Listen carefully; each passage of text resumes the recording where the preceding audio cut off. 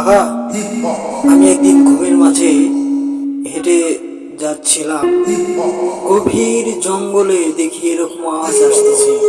এক পা দু পা হেঁটে হেঁটে গিয়ে দেখি কোনো এক সাধু বাবা অথবা ফকির দরবেশ সামনে আগুন জ্বালিয়ে এই মন্ত্রটি বলতেছে, ক্রিং ক্রিং সাহা, ক্রিং ক্রিং সাহা।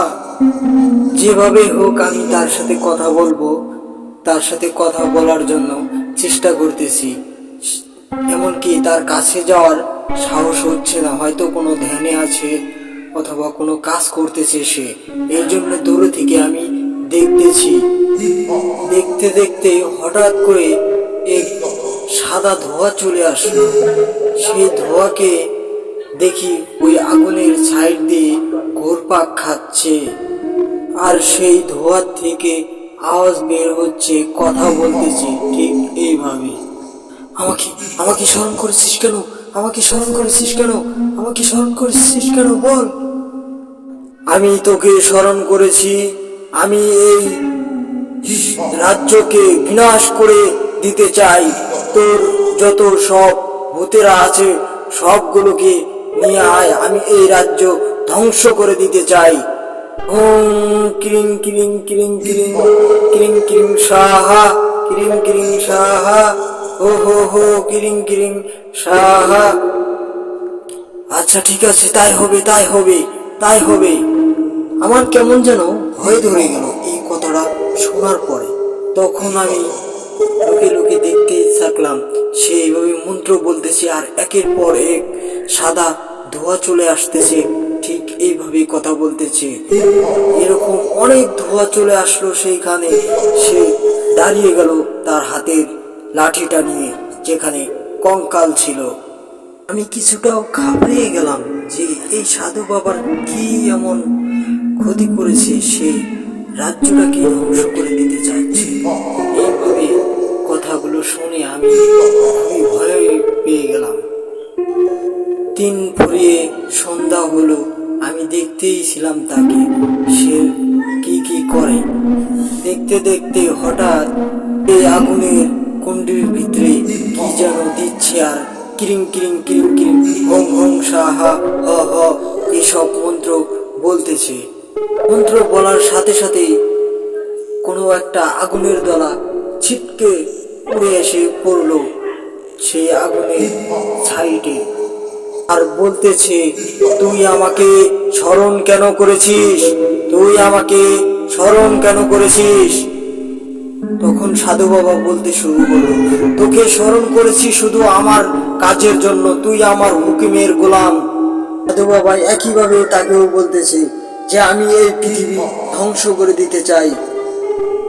তখন সে আগুনের দলার ওখান থেকে আওয়াজ আসতেছে, ঠিক আছে তাই হবে, ঠিক আছে তাই হবে, তুমি যা চাবে তাই হবে, তাই হবে বলে আগুন ওখান থেকে সাত করে উপর দিকে উড়ে চলে গেল।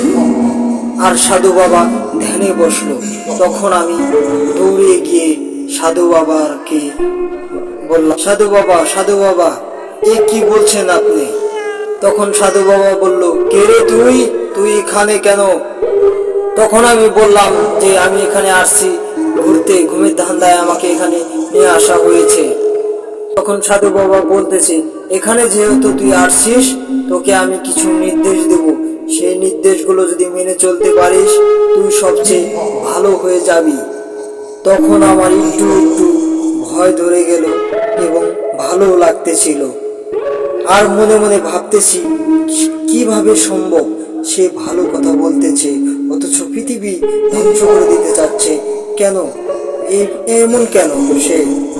তখন সাধু বাবাকে আমি বললাম যে আচ্ছা, আপনি এইভাবে কোনো মানুষের সাথে একা একাই কথা বলতেছেন কেন, কি সমস্যা। আপনি বলতেছেন যে এই রাজ্যটাকে ধ্বংস করে দেব, কেন এই রাজ্যটাকে ধ্বংস করতে চাচ্ছেন আপনি।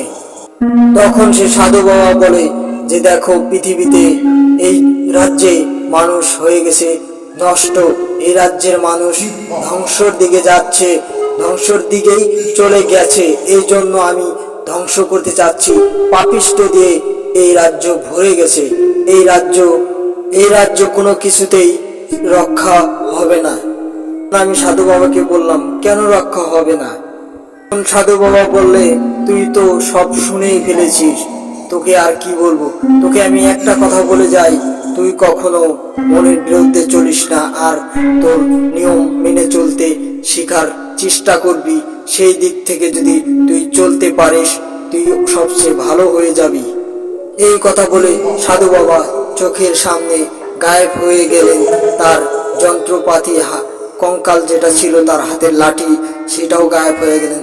এমনকি সেই জায়গাটা পরিষ্কার হয়ে গেলেন। এখন আমি তার কথা শুনতে শুনতে, ভাবতে ভাবতে চলে আসতেছি।